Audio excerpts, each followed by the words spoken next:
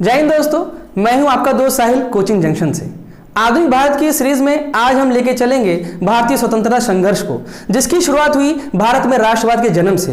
राष्ट्रवाद का जन्म कब हो रहा है दोस्तों? तब जब वो लोग जो अंग्रेजों के पक्ष में बोला करते थे, यानी वही मध्यम शिक्षित वर्ग, वो अब क्या करने लगा है, उसके खिलाफ बोलने लगा है। कारण आप समझ गए थे पिछले वीडियो में कि किस तरीके से 1858 का एक्ट आने के बाद 1861 का एक्ट आया और यही मध्यम शिक्षित वर्ग इसका सपना चकनाचूर हो जाता है, विश्वास उड़ जाता है और झूठा पर्दा उसकी आंखों से हट जाता है कि भैया अंग्रेज हमारे लिए अच्छा काम करने वाले हैं ही नहीं, ये तो सिर्फ कुशासन के लिए ही आए हैं, यानी हमारे शोषण के लिए। तो 1858 के एक्ट में आई हुई खामियों को उनको दिखता है कि दाल में कुछ काला है, और 1861 के एक्ट में तो दिखा पूरी दाल ही काली है। और यही मध्यम शिक्षित वर्ग क्या करता है, आगे बढ़कर के आता है और भारतीयों को क्या करता है, जागरूक करने की कोशिश और समझाता है। क्या समझाता है कि भैया तुम लूटे जा रहे हो, और इसका ठेका सबसे पहले जिस इंसान ने लिया, पिछली वीडियो में आपने पढ़ा, दादा भाई नौरोजी 1866। क्या किया था इन्होंने? समझाया भैया ऐसा है, लूटे जा रहे हो, वेल ट्रेन, जैसे आप कहते हो धन निष्कासन का सिद्धांत, धन निष्कासन का सिद्धांत दिया था इन्होंने। पिछले वीडियो में क्लियर था, ये सब चीजें मैंने बता दी थी। थ्योरी लिखी, एक किताब भी लिखा इसके लिए। अपनी बातों को फैलाना है तो दो तरीका, या तो किताब, मैगजीन, न्यूज़पेपर छापिए, या फिर स्कूल या कोई कोचिंग जिससे आपका क्या हो, आपके विचार आगे तक बढ़े, एक संस्था बनानी पड़ती है। तो बुक कौन सी लिखी थी दोस्तों? The poverty and un-British rule in India, the poverty and un-British rule in India, ये पिछले वीडियो में क्लियर है। फिर संस्था भी बनाई थी, कौन सी? East India association. अगला काम था, वो इंसान कौन जो यही बात को लेकर आगे बढ़ा? सुरेंद्रनाथ बनर्जी, आनंद मोहन बोस। भैया इन्होंने क्या कर दिया था, तो पिछले वीडियो में आप देखेंगे, आनंद मोहन बोस क्या किया था इन्होंने भी बनाया इंडियन एसोसिएशन। आप देख रहे हैं, जहां भारतीय जागरूक नहीं है कि उनका दुश्मन कौन है, वहां ये लोग मिलकर के जागरूक कर रहे हैं भारतीयों को कि भैया तुम्हारा दुश्मन अंग्रेज है। तो जानते क्या पैदा हो रहा है भारतीयों के मन में? कहीं ना कहीं अभी पैदा हो रहा है, बर्थ हो रहा है, जन्म हो रहा है। किसका? राष्ट्रवाद का बर्थ हो रहा है, जन्म। और आप एक चीज बहुत कायदे से जानते हैं, क्या? राष्ट्रवाद जब कभी मजबूत होगा तो ब्रिटिश साम्राज्य क्या होने लगेगा? ये ट्रिक है बेटा, पूरा इस चैप्टर की ट्रिक है।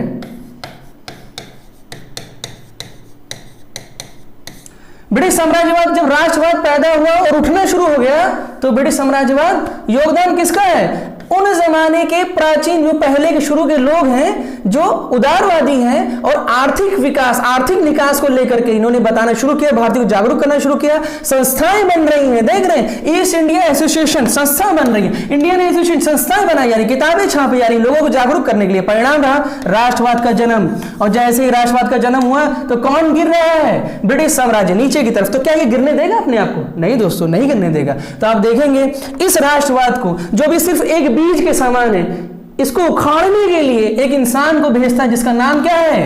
Lytton, governor general Lord Lytton. अब इनका नाम आप समझ रहे हैं, ला से लिट्टन, ला से ले डूबे। भैया आए किस लिए थे?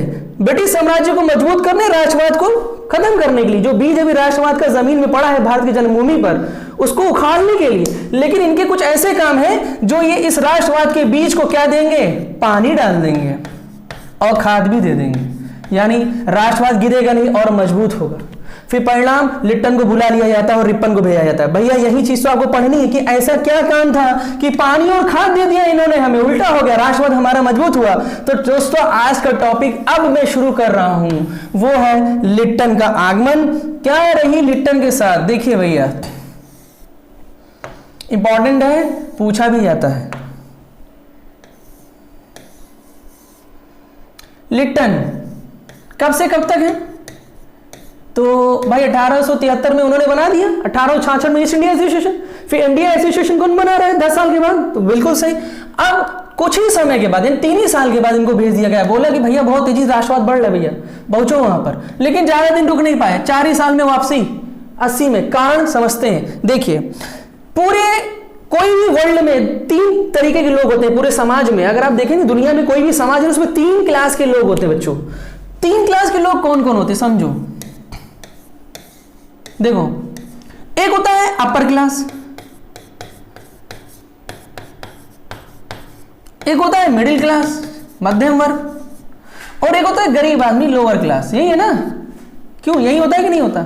जब कभी लोअर क्लास को थप्पड़ मारो ये दोनों बहुत खुश हो जाते हैं, जब इनको पीटो ये दोनों बहुत खुश हो जाते हैं। अभी देख रहे हैं ना, आंदोलन चल रहा है, कोई साथ दे ना किसी का, अकेले किसान मौजूद है, ऐसे इनको पीटो तो भैया ये बहुत खुश होते हैं। लेकिन कभी अगर तीनों को थप्पड़ मार दिया ना फिर बवाल हो जाएगा। यानी एक साथ तो कभी किसी को परेशान करना ही नहीं है, कहिए तो अपने लिए बवाल ले लिया आपने, और यही गलती कर गए भैया। कौन भैया? उनका नाम क्या है? लिट्टन भैया। नाम क्या है? लिट्टन भैया। उपाधि भी मिल रही है ओवेन मेरेडिथ की। ओवेन मेरेडिथ क्यों दे रहे हो ऐसी उपाधि? ये इन्होंने, देखिए होता क्या है ना, ये उपन्यास का राइटर भी है, मतलब ये समझदार तो है ही, अपने आप को तो मतलब समझदारी मानते हैं ये, और ये कूटनीतिज्ञ भी है, दोनों काम करता है, राइटर भी है। तो राइटर होने की वजह से उपाधि कौन सी? Oven Meredith. इसी का दामाद है। इसका एक दामाद जानते हैं जिसने दिल्ली बसाई? मैंने पिछले वीडियो में देखिएगा, दिल्ली का वास्तुकार कौन है? Edwin Lutyens. तो आपसे अगर पूछा जाए कि राष्ट्रपति भवन का निर्माण किसने किया? एडविन लुटियन, जो उसके क्या है? दामाद है। अब देखो, मैंने कहा कभी तीनों को छेड़िए मत एक साथ। भैया ने वही गलती कर दी, तीनों को छेड़ दिया। कैसे छेड़ा समझते हैं। अपर क्लास को कैसे छेड़ा? जब पारित किया आर्म्स एक्ट। आप जानते हैं आज भी हमारे यहां ऊंचे लोग, अमीर लोग अपने साथ बॉडीगार्ड और हथियार ले चलने के शौकीन होते हैं, लेकिन उनसे वो चीजें छीन लीजिए वो बहुत खफा होंगे, ठीक है। और वही इन्होंने किया, आर्म्स एक्ट, मतलब भारतीय हथियार तो रखेंगे लेकिन उसके लिए उनको लाइसेंस चाहिए, और लाइसेंस का अप्रूवल कौन करेगा? भाई अंग्रेज करेंगे। तो जब अंग्रेजों ने देना ही नहीं है लाइसेंस, तो आर्म्स लेके टहलोगे कहां? मतलब छेड़ दिए ना तुमने अपर क्लास को। चल ही रहा था किसी तरीके से, भैया ने इनको भी छेड़ दिया मिडिल क्लास। कैसे छेड़ा? Vernacular press act.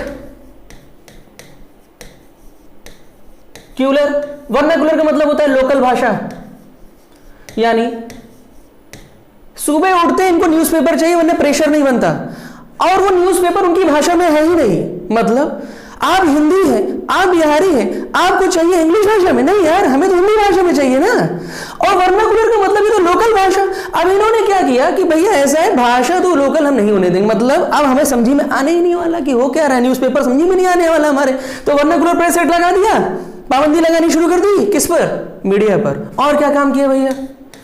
मिडिल वर्ग जो है व्यापार भी तो करता है, बिजनेस भी तो करता है। आयात शुल्क का मुद्दा क्या था? आयात शुल्क का मुद्दा जानते हैं?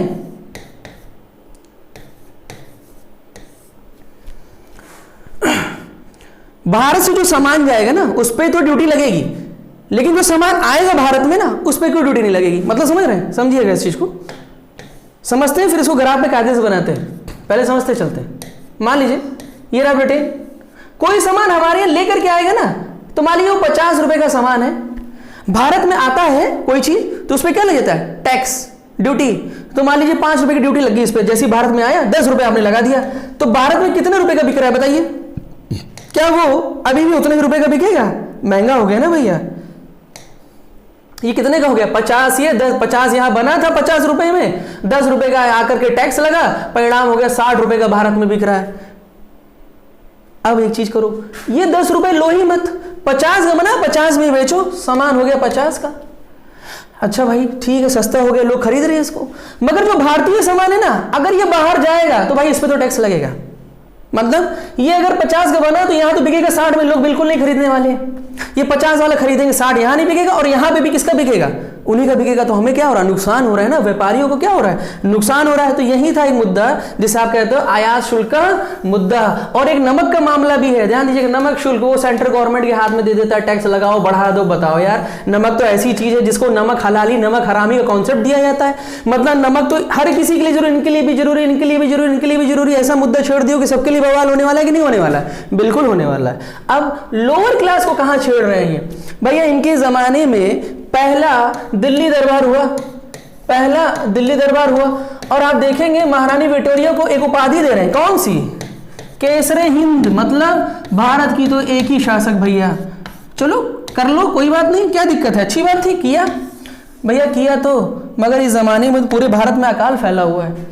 जहां इस दरबार में खाने को फेंका गया, वहीं हमारे भारत में अकाल पड़ा हुआ है। यही गरीब बाहर खड़ा हुआ कचरे से खाना निकाल खा रहा है, और इसके लिए एक कमीशन भी बैठाया गया, खुद यही भैया बैठा रहे। इसी कमीशन का नाम आप जानते हैं, इसका कमीशन का नाम क्या था?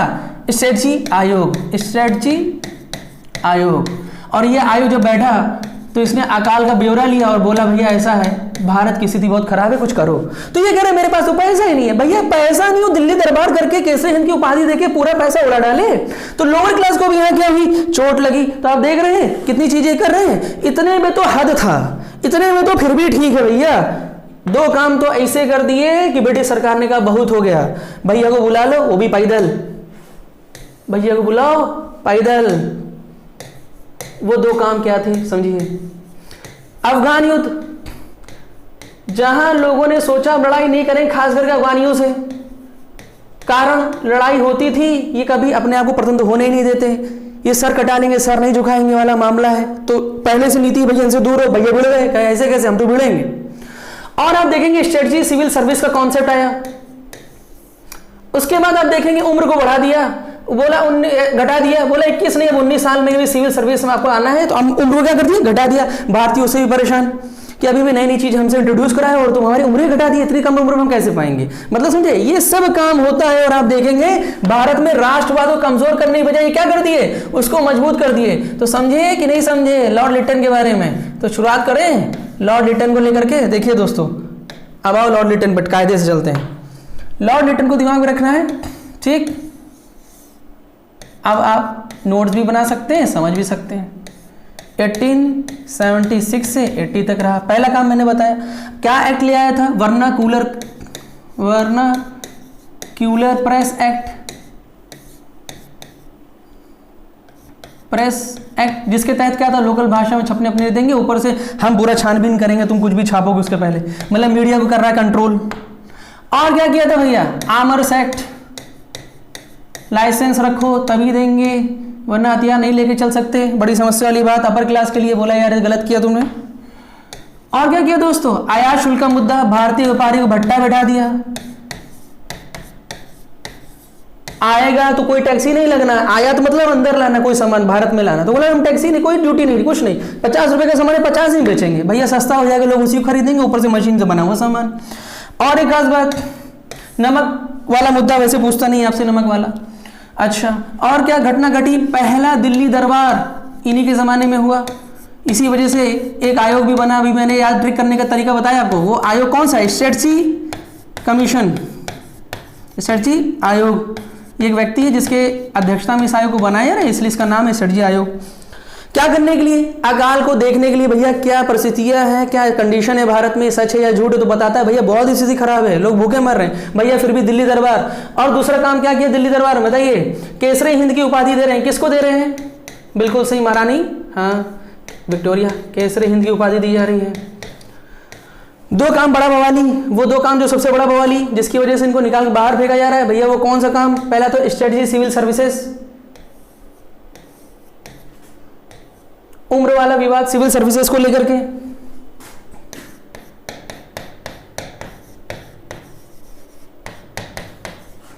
उम्र वाला विवाद घटा दी।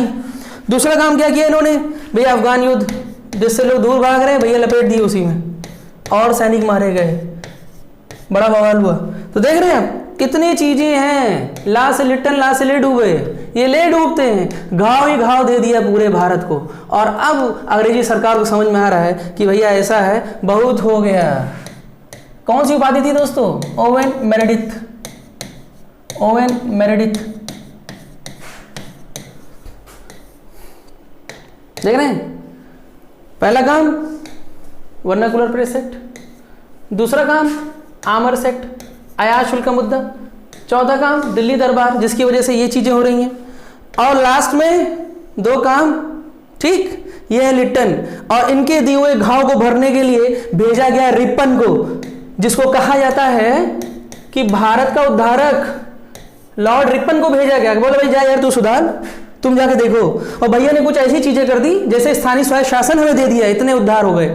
परिणाम रहा हमने नेतागिरी सीख ली और हम जान गए कि हम सबको संभाल सकते हैं, तुम निकलो, यानी प्राइमरी स्कूल में डाल दिया उठा करके, फिर धीरे धीरे हम ग्रेजुएट हो जाएंगे और ग्रेजुएट होने के बाद डिग्री लेके घूमेंगे, हमें जॉब चाहिए। वही चीज यहाँ पर होता है। तो अंग्रेजों ने कहा कि भैया रिपन का भारत जाना तो असल में द्वार खुल जाना है, किस चीज का, भारत का अंग्रेजों के हाथों से निकल जाना। तो दोस्तों अगला वीडियो किस पर है, रिपन पे। तैयार रहिएगा अगले वीडियो के लिए। धन्यवाद दोस्तों।